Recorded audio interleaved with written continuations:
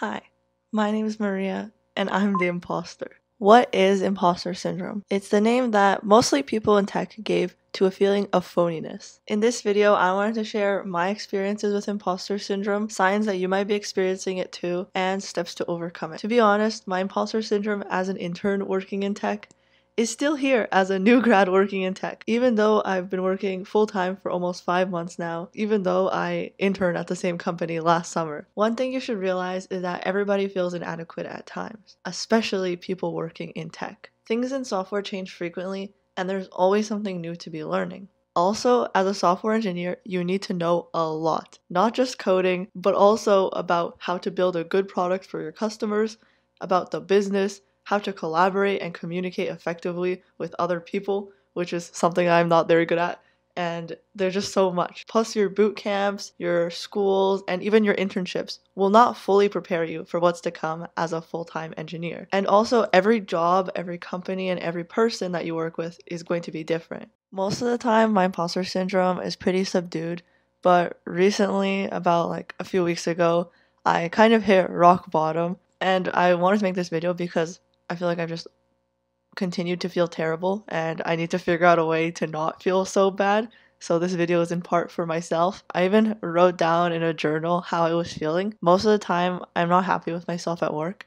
I don't take compliments well, but I do like them when they're specific, truthful, and I feel like I deserve the recognition. A major sign that you have imposter syndrome is that you don't think that you deserve your success. I remember first starting my job back in August, and I just kept thinking to myself, I don't belong here. They made a mistake. Everybody else, even the people who are the same level as me in my job, they just looked so out of reach. But also, you shouldn't be making absurd comparisons with yourself and other people who have had way more experiences than you, because everyone has their own beginning, their own start point. No one is born with all these abilities. They all have to start from somewhere, and you can get there too. Getting to their level is doable with slow and steady progress. You should also trust the system.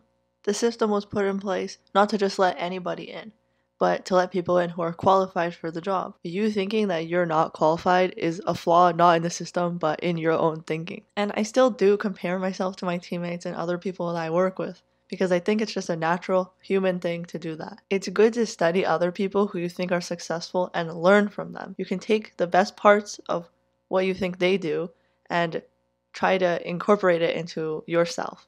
That week that I first got hit with imposter syndrome was especially bad because I just had so much built up stress and I just felt really behind on my project even though it didn't have like a concrete deadline. As I was walking home in a cold and rainy day, I just went home and cried myself to sleep basically.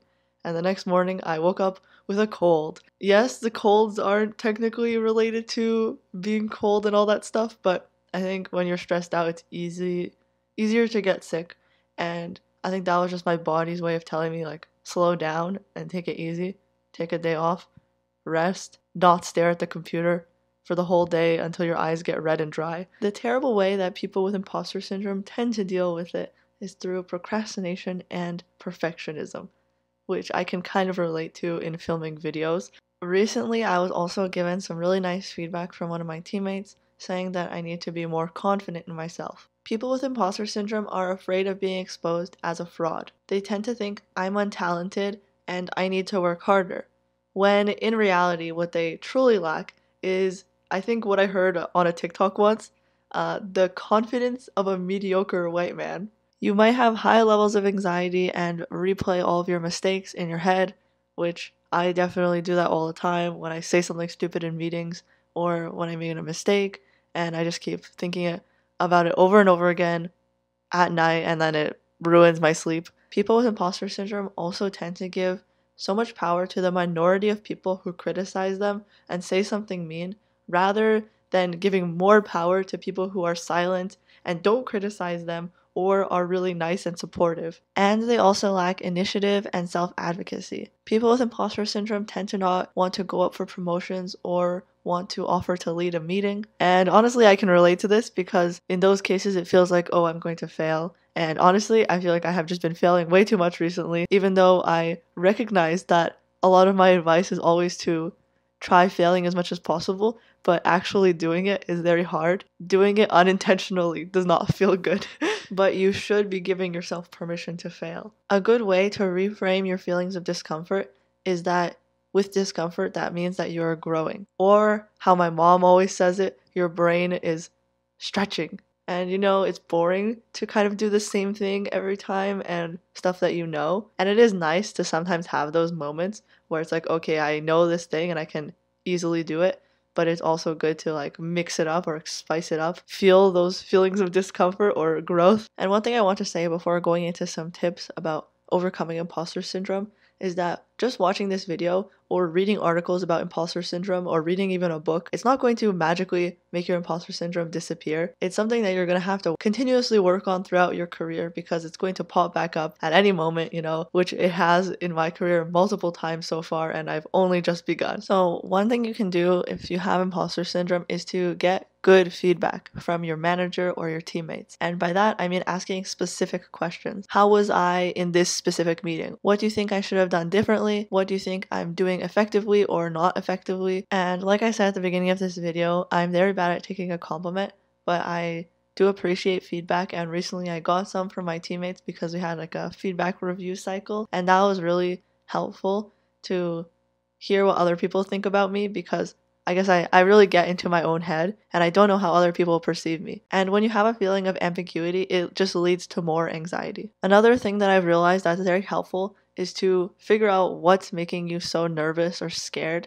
and make a plan surrounding that on how you're going to tackle it. Maybe it's identifying a weakness that you have, like a technology that you just don't know and you feel like is making you afraid or feeling like an imposter. And for that, I would say find someone on your team who you think knows that technology really well and ask them how they learned it and if they have any resources. Or if it's related to a project like mine, it's very useful to break it down into smaller tasks so that it helps you not get so paralyzed by the big picture of what you're supposed to be doing. And one piece of advice that a senior engineer gave me is that she likes to make to-do lists that break down her tasks into even smaller tasks. Like she will decide that, okay, today I'm going to do this specific task, or maybe these 2 or 3 tasks, and she's able to get them done and feel accomplished. I also write to-do lists, but I guess they're just too big and it's overwhelming. Like, okay, write all of the tests, but all of the tests might take a long time. Maybe writing like the tests for this component can be done in that day. It's kind of like climbing a mountain.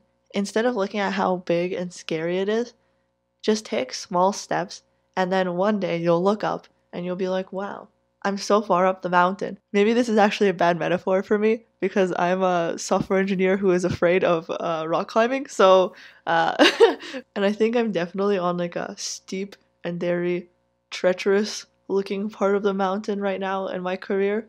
But hopefully, if I take steps and, don't look down, then I can get through it.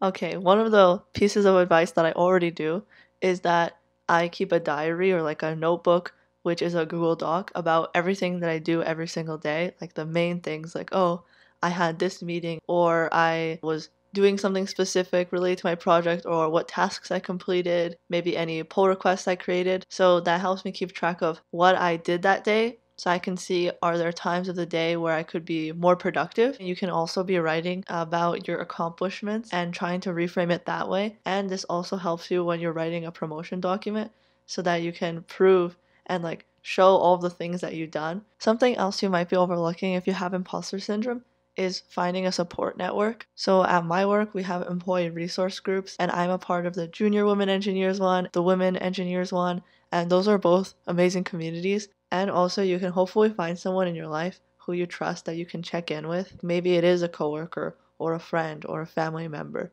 and tell them about this stuff. Because it's very easy to get in your head and keep criticizing yourself because there's no one stopping you. Everyone is their harshest critic. And honestly, me just making this video is like me talking to someone about it because, I don't know, I just kept it like pushed under and under. Yeah, I don't know how to end this video, but recently I've been listening to the new SZA album, and in Gone Girl, she says, trying to grow without hating the process. And I think that's my goal for the new year, is to, try to overcome the imposter syndrome and keep going, keep climbing the mountain. I hope maybe this video was helpful for one other person, maybe experiencing the same thing. I'll see you next time. Bye.